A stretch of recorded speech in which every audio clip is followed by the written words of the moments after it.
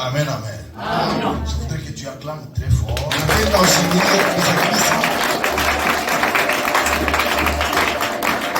Alléluia. Aujourd'hui, le synthé n'a pas été bien joué. Leo awapike sente mzuri. Mimbo iko nenda mwake, synthé iko nenda mwake.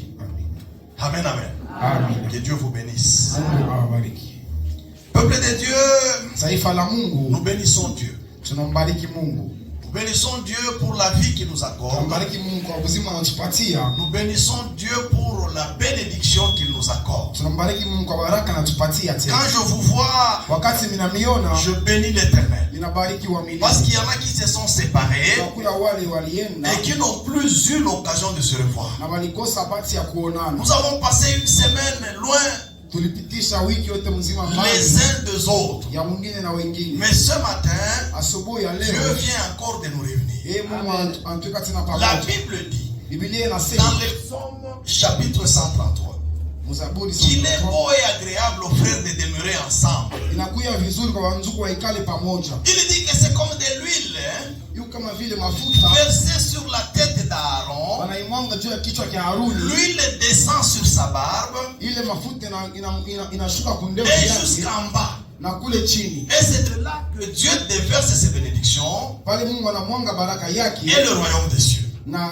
kutoka kule Donc mbinguni. Dieu bénit Yeye Mungu anabariki là où les hommes sont réunis. pale bantu wanesha kusana. Même le royaume des cieux, Hata yenye ufalme wa mbingu là où les hommes sont réunis. pale bantu wanesha kukutana. Que Dieu vous bénisse. C'est pourquoi la Bible dit, là où 2 ou 3 se réunissent en son nom, pale wawili watatu wanakutana mjina lake, il est présent.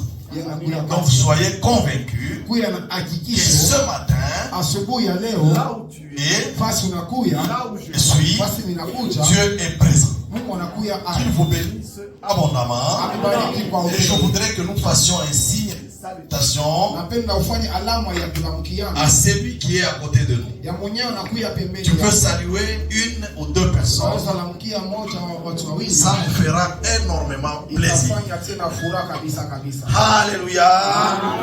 Amen, amen. Amen. L'Éternel et Dieu nous a mis à cœur Iye Mungu aliweka kumoyo un thème que nous allons développer ce matin. ile shina tutaingia Peuple de Dieu, j'ai des choses à te communiquer ce Napana matin. vitu yokuambia taifa la Mungu. Mais la seule chose que je te recommande, Ndio ninakulomba c'est d'être attentif. unipatie sikio. Je ne serai pas long, Sitakuya mrefu mais je hapana. voudrais te communiquer fidèlement le message Napenda kukaburia kwa uaminifu tel que mzuri Dieu me l'a transmis. vile Mungu alionipatia. Les thèmes, je vais te les communiquer après. Kabla kisina kisha.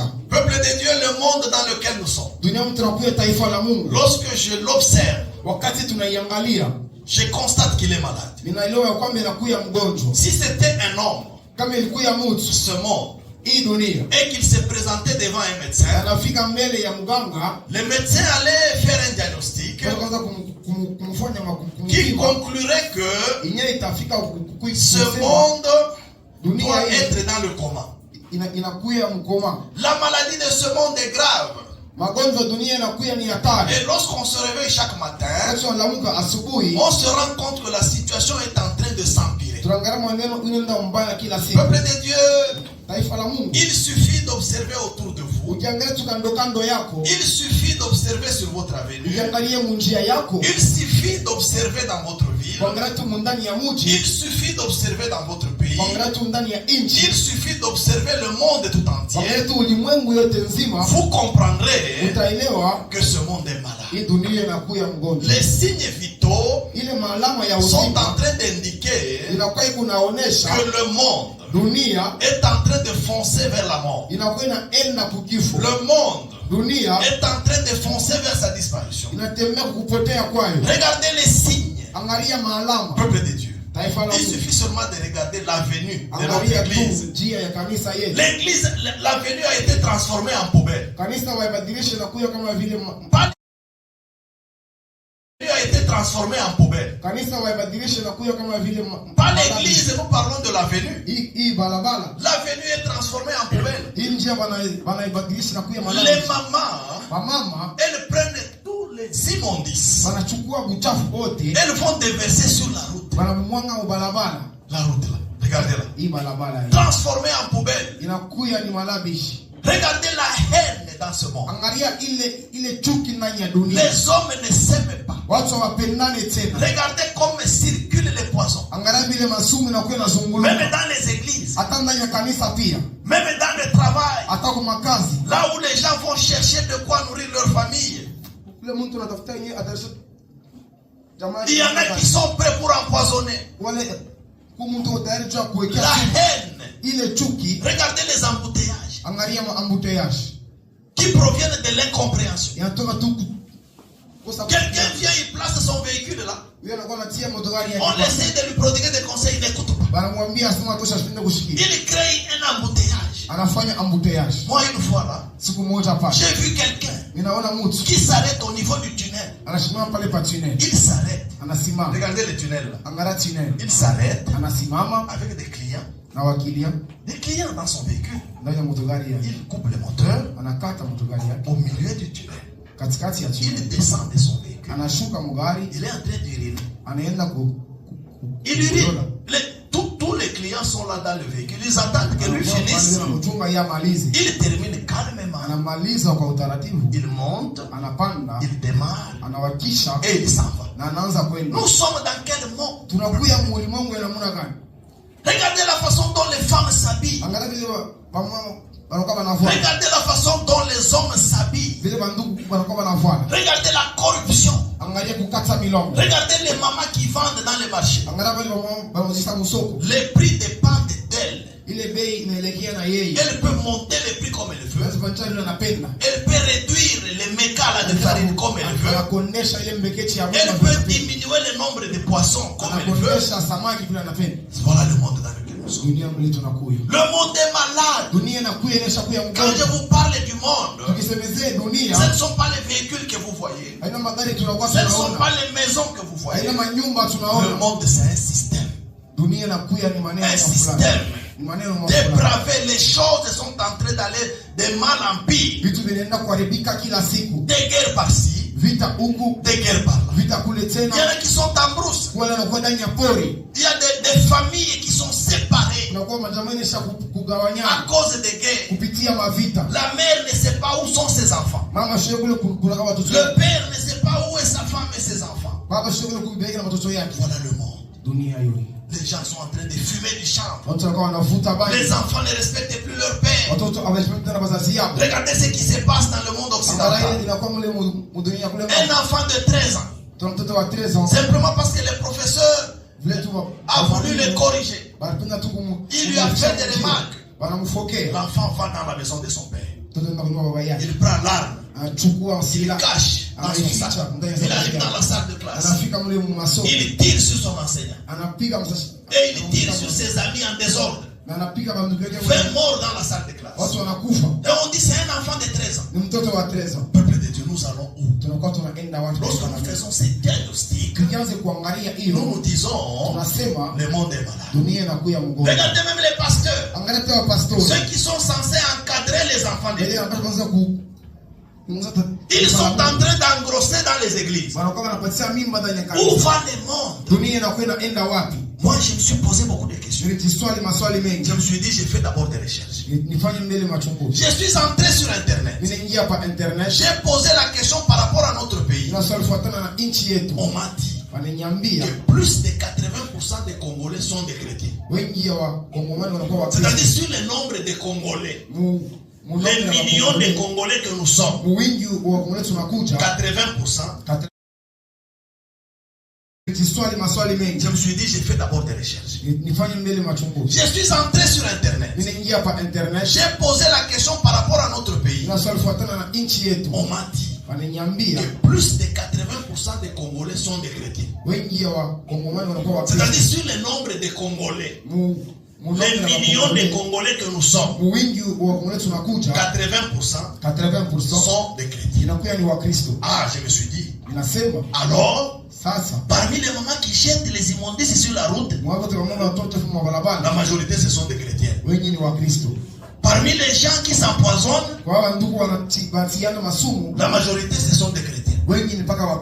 Parmi les chauffeurs là, qui créent des embouteillages, qui insultent même leurs clients. 80% ce sont des chrétiens. Parmi les motards ici, nous en avons même dans notre église, qui n'écoutent aucun conseil. Tu oses lui prodiguer des conseils, il t'insulte. Il ne tient même pas compte de ton âge. 80% ce sont des chrétiens.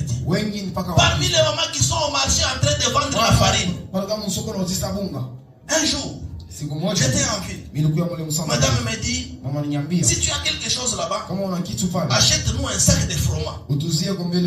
Je suis allé, j'ai trouvé une maman avec son mouchoir de tête là, apparemment chrétienne, qui vendait des fromages au marché musée. Je prends un sac de on a transporté là par quelqu'un qui a mis dans mon véhicule. J'arrive à la maison, on essaie de soulever comme ça. C'est la moitié d'un sac. C'est-à-dire, elle achète le sac de farine, elle ouvre, elle enlève, je ne sais pas moi, 4-5 sauts, et le reste, c'est ce qu'elle vend. 80%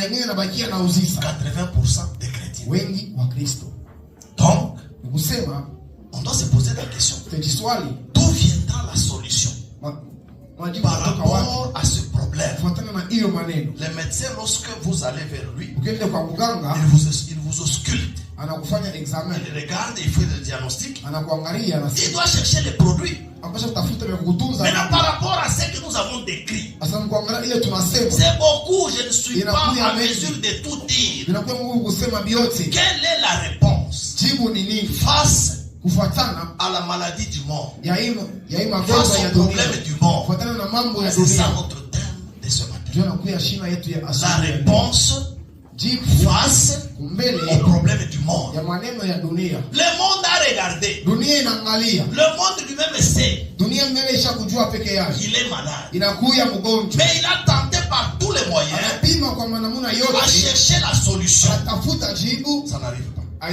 Regardez, les gens ne dorment plus. Dans notre quartier, nous ne dormons plus. C'est nous-mêmes qui nous sécurisons. Motorola dans chaque maison. On s'appelle comment là-bas? C'est quand les bandits qui viennent la nuit, qui cambriolent avec des machettes. 80% des chrétiens. La réponse c'est quoi? L'État a cherché la réponse. Selon l'État, on crée des prisons. Les prisons sont là. On s'attrape, on vous met en prison.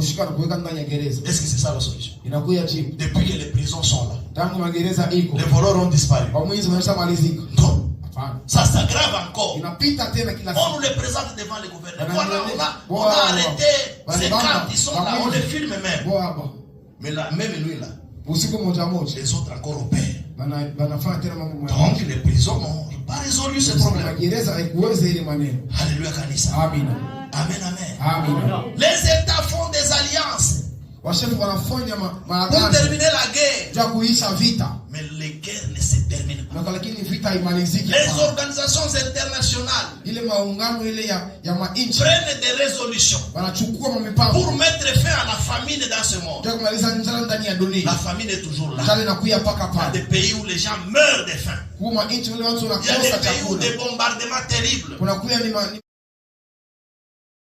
Je me suis dit, j'ai fait d'abord des recherches. Je suis entré sur Internet. J'ai posé la question par rapport à notre pays. On m'a dit que plus de 80% des Congolais sont des chrétiens.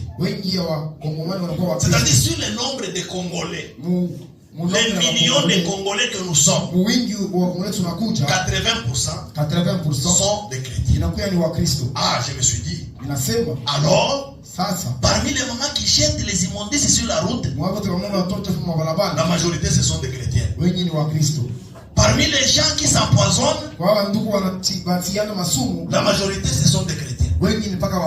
Parmi les chauffeurs là, qui créent des embouteillages, qui insultent même leurs clients, 80% ce sont des chrétiens. Parmi les motards ici, nous en avons même dans notre église, qui n'écoutent aucun conseil. Tu oses lui prodiguer des conseils, il t'insulte. Il ne tient même pas compte de ton âge. 80% ce sont des chrétiens. Parmi les mamans qui sont au marché en train de vendre la farine. Un jour, j'étais en ville. Madame me dit, si tu as quelque chose là-bas, achète-nous un sac de fromage. Je suis allé, j'ai trouvé une maman avec son mouchoir de tête là, apparemment chrétienne, qui vendait des fromages au marché musée. Je prends un sac de on a transporté là par quelqu'un qui a mis dans mon véhicule. J'arrive à la maison, on essaie de soulever comme ça. C'est la moitié d'un sac. C'est-à-dire, elle achète le sac de farine. Elle ouvre, elle enlève, je ne sais pas moi, 4-5 sauces. Et le reste, c'est ce qu'elle vend. 80% des chrétiens. Donc, on doit se poser la question. D'où viendra la solution par rapport à ce problème? Les médecins, lorsque vous allez vers lui, il vous ausculte. Il regarde, il fait le diagnostic. Il doit chercher les produits. Maintenant, par rapport à ce que nous avons décrit, c'est beaucoup, je ne suis pas en mesure de tout dire. Quelle est la réponse face à la maladie du monde, face au problème du monde? C'est ça notre thème de ce matin. La réponse face au problème du monde. Le monde a regardé. Le monde lui-même sait. Il est malade. Mais il a tenté par tous les moyens à chercher la solution. Ça n'arrive pas. Regardez, les gens ne dorment plus. Dans notre quartier, nous ne dormons plus. C'est nous-mêmes qui nous sécurisons. Motorola dans chaque maison. On s'appelle, comment là-bas? C'est quand les bandits qui viennent la nuit, qui cambriolent avec des machettes. 80% des chrétiens. La réponse, c'est quoi? L'État va chercher la réponse. Selon l'État, on crée des prisons. Les prisons sont là. On s'attrape, on vous met en prison. Est-ce que c'est ça la solution? Depuis que les prisons sont là, les voleurs ont disparu. Non. Ça s'aggrave encore. On nous les présente devant le gouvernement. On a arrêté ces cartes, ils sont là, on les filme même. Mais là, même lui là, les autres encore opèrent. Donc les prisons n'ont pas résolu ce problème. Alléluia, Kanisa. Amen, amen. Les États font des alliances pour terminer la guerre. Mais les guerres ne se terminent pas. Les organisations internationales prennent des résolutions pour mettre fin à la famine dans ce monde. La famine est toujours là. Il y a des pays où les gens meurent de faim. Il y a des pays où des bombardements terribles. L'ONU a été créée pour terminer ce genre de choses. Il y a des organismes qui ont été créés pour terminer la faim. Il y a des organismes qui ont été créés avec l'objectif que tous les enfants soient scolarisés. Mais tout ça ne donne pas de solution. Mais la solution, c'est quoi? Je voudrais qu'on lise d'abord un verset. Jean chapitre 6, du 31e verset jusqu'au 33e verset. Jean 6, 31 à 33. La réponse face au problème du monde. Le monde est malade. Quel est le médicament? Vous savez, peuple de Dieu, il y a certaines maladies qui ne nécessitent pas que vous donniez à votre enfant le paracétamol. Le paracétamol, c'est un calmant. Il y a beaucoup de mamans ici. L'enfant vient de fièvre. Vous lui posez la question, ça fait combien de jours? Non, papa, ça fait une semaine. Vous lui donnez quel médicament? Oh, paracétamol. Mais qui t'a dit que le paracétamol c'est un médicament pour guérir? Le paracétamol c'est un calmant. C'est ce qu'on fait, on donne aux gens. Le monde ici est en train de s'administrer le paracétamol. Le paracétamol va calmer la fièvre, mais la maladie est toujours là. Il y a des maladies qui nécessitent la dialyse. Tunakuwa magonjwa ile inalomba kuitunza kabisa. Dialyse c'est-à-dire kusema tout le sang est malade. Damu yote Il faut vider le sang. Bamalize damu yote. Changer par un autre babadilisha na damu. Voilà la cure qu'on doit administrer à ce monde ici. Tunakuwa damu ya kupatia hiyo dunia. Jean chapitre 6 31-33. Nous lisons au nom de Jésus-Christ. Selon ce qui est écrit, il leur donna le pain du ciel à manger. Jésus leur dit, en vérité, je vous l'ai dit, Moïse ne vous a pas donné le pain du ciel, mais mon Père vous donne le vrai pain du ciel. 33. Car le pain de Dieu, c'est celui qui descend du ciel et qui donne la vie au monde. C'est celui qui descend, le pain de vie. Moïse vous a donné le pain. Mais il ne vous a pas donné le pain du ciel. Peuple de Dieu. Les enfants de Dieu, les enfants d'Israël, dans le désert, ils avaient besoin de la solution. Ils avaient faim. La manne est descendue du ciel. La manne n'a pas donné de solution. Ils ont mangé la manne, mais ils sont morts dans le désert. La Bible nous dit, la solution, c'est ce pain-là qui est descendu. Le pain qui est descendu, c'est qui? C'est Jésus. C'est lui le pain de vie. Peuple de Dieu. La solution de ce monde ici, c'est le pain de vie. C'est Jésus. C'est Jésus. Il n'y aura pas de solution sans Jésus. Regardez ce qui se passe en Occident. Le monde est développé. Les gens vous diront que non, les Occidentaux n'ont pas Jésus, mais ils sont développés. Vous pensez qu'ils sont développés? Être développé, c'est quoi? C'est avoir des bâtiments à l'étage. C'est pas ça le développement. La définition du développement varie. Moi, en tant que pasteur, je ne peux pas définir le développement comme ça. S'ils étaient développés, pourquoi ils se suicident? Les taux de suicide, c'est chez eux. Ils ont tout. Mais c'est là où les gens se tuent. Ils se réveillent le matin comme ça, ils se tuent. S'ils étaient bien, ils allaient se tuer. Peuple de Dieu. Le monde occidental, il est plus malade que le nôtre. Le feu peut commencer comme ça, il consume des vies. Un ouragan peut venir de nulle part qui prend toutes les maisons. Il y a des problèmes. La solution, ce ne sont pas les résolutions que les gens font. Ce ne sont pas les résolutions que les gens font.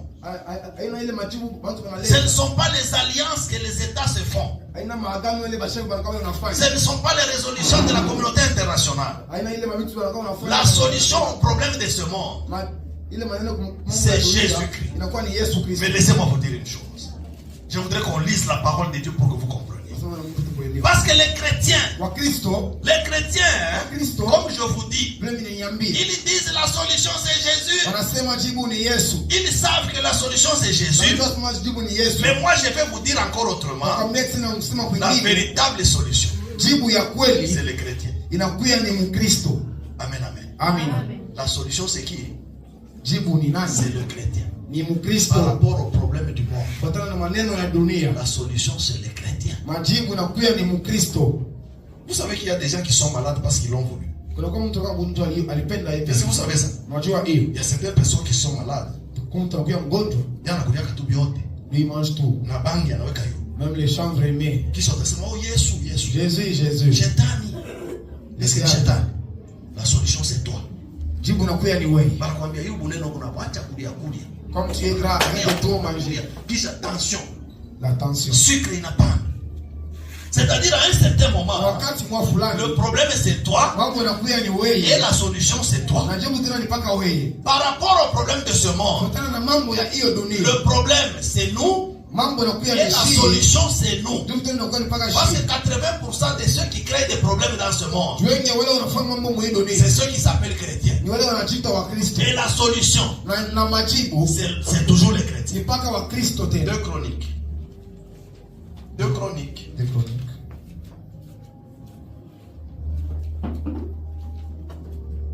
Vous êtes là?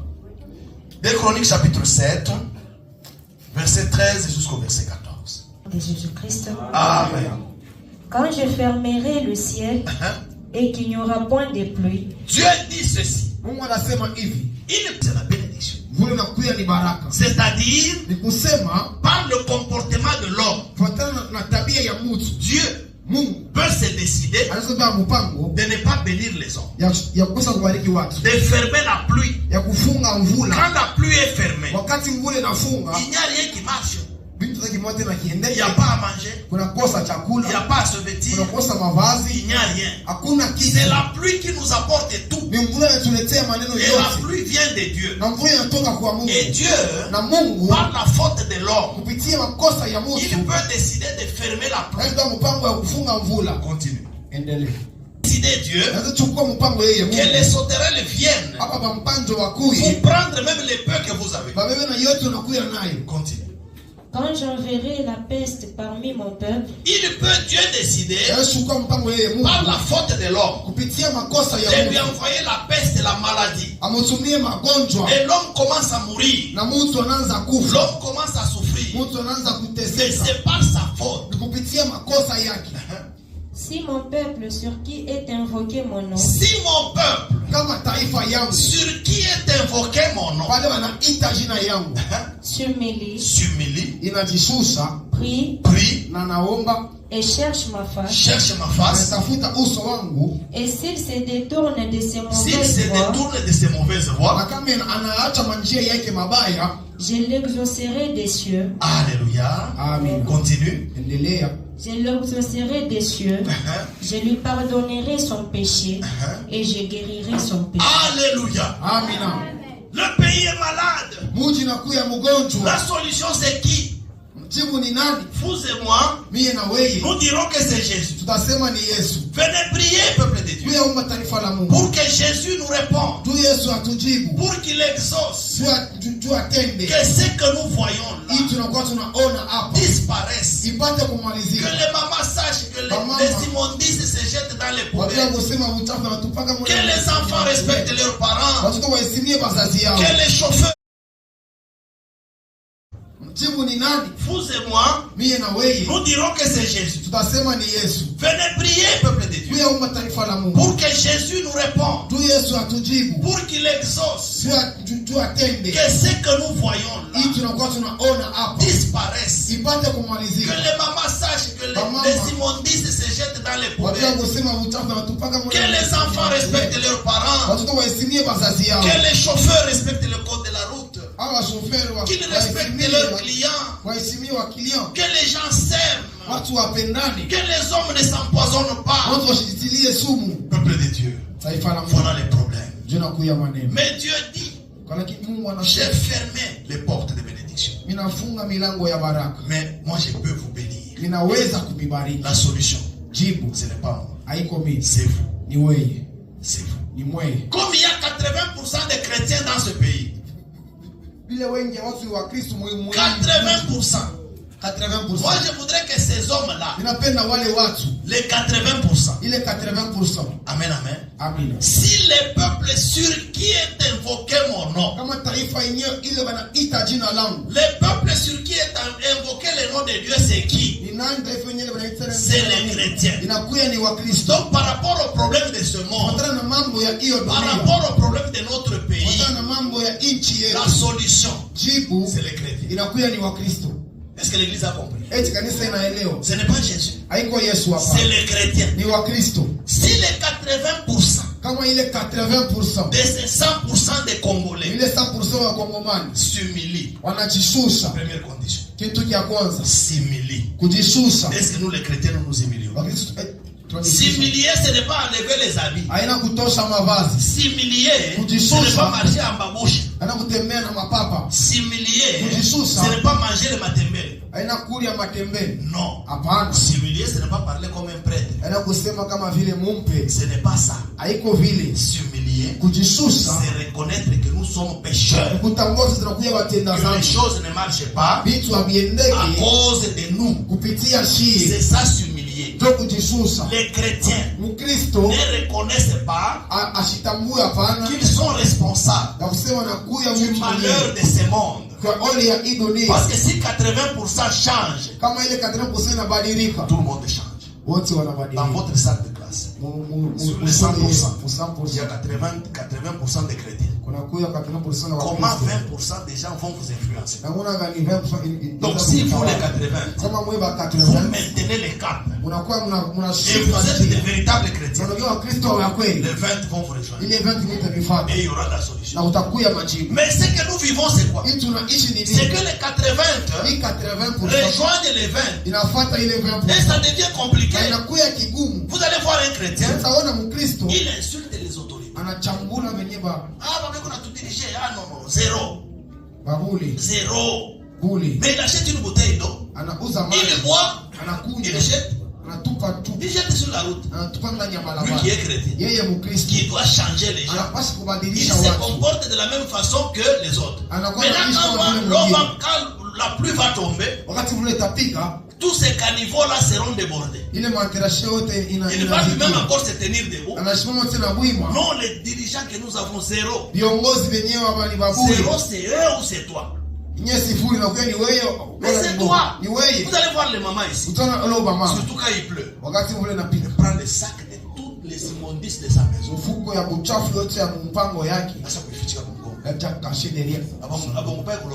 Ils n'ont pas fait de se mouiller. Il regarde ici et ici. Il va laisser comme s'il n'est même pas au milieu de la route. Il laisse le temps comme ça. Elle ne sait pas les conséquences de ce qu'elle vient de faire. Elle regarde à gauche, elle regarde à droite. Mais elle oublie de regarder en haut. Celui qui voit surtout, c'est celui qui est en haut. Quand vous faites le mal seul, souvent vous regardez à gauche, à droite, devant et derrière. Alléluia. Et la dernière condition, c'est de tourner du mal. Le mal est ici, toi tu vas là-bas. C'est-à-dire tout ce que nous faisons là-bas, nous devons arrêter. Amen, amen. Wewe Mkristo, haupaswi kutengeneza Thompson, unatosha makanda ya Thompson na mimi boneta unatupa fiu. Inesa na kudesine mubalabala. Ça reste dans la route. Na vichwa vya Thompson mubalabala. Ça vient de là. Est-ce que vous chrétien? Tu es kisha unachunga et tu attends. Gouvernement amitengenezea mambo. Le gouvernement vient arranger les choses. Papa mwa baridi sha kuingia mwezi asisi John sasa utasema je? Nasema gouvernement itutengenezee kwa imani. Le gouvernement puisse voir ces problèmes ici. Ba freiner baridi. Qu'on puisse arrêter le froid. Alléluia kanisa. Amen. Je vous avais payé mon pied là. Faites seulement ton but. Mambo dit pas gouvernement. Il faut seulement le gouvernement. Alléluia kanisa. Amen. Amen amen. Amen. Canalisation tu ya maji kutelemuka pako ipite bien hakuna kufanya gouvernement akuye. Il y a pas arranger les tranchées devant la parcelle. Il faut appeler le gouvernement. Alléluia kanisa. Amen amen. Amen. Amen amen. Amen. Alléluia. Amen. C'est terrible les hommes de ce monde. Atari. Le gouvernement, c'est pas le gouvernement qui doit faire ça. Si vous attendez que les solutions viennent du monde, vous vous trompez. Peuple de Dieu, je voudrais qu'on lise un verset. Matthieu chapitre 5 verset 14. Matthieu 5 14. Verset, nous lisons au nom de Jésus-Christ. Amen. Vous êtes la lumière du monde. Vous êtes la lumière du monde. Une ville située sur une montagne ne peut être cachée. Alléluia. Amen. La Bible dit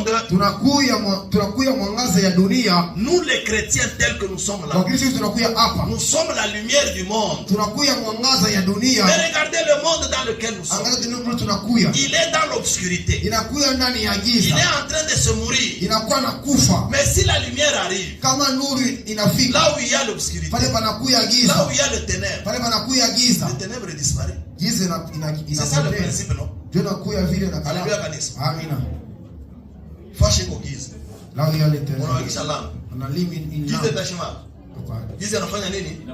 Mais pourquoi dans ce monde il y a la lumière qu'on appelle chrétien, il y a toujours les ténèbres? Nous allons poser la question. Est-ce que réellement nous sommes la lumière? Bien, nous sommes aussi les ténèbres. Parce que si nous étions la lumière comme la Bible nous décrit, le monde serait dans la lumière. Parce que notre présence ferait que les ténèbres disparaissent. Vous êtes la lumière du monde. Et votre lumière doit luire dans votre quartier, dans votre maison, dans votre ville, dans votre pays, dans ce monde. Mais si nous ne luisons pas, donc nous sommes les ténèbres. La Bible dit, vous êtes le sel de ce monde. On voit ce monde comme le poisson frais. C'est comme ça ce monde. Ce sont les chrétiens qui feront que ces poissons ne puissent pas pourrir. Est-ce que vous avez compris? Amen. Le quito, c'est un poisson frais. Vous savez pourquoi il ne pourrit pas? Parce qu'on lui a mis le sel. Le sel donne le goût. Et le sel fait que la chose ne pourrisse pas. Est-ce que vous, là où vous êtes, vous donnez le goût à votre quartier? Quand vous ouvrez la bouche pour un...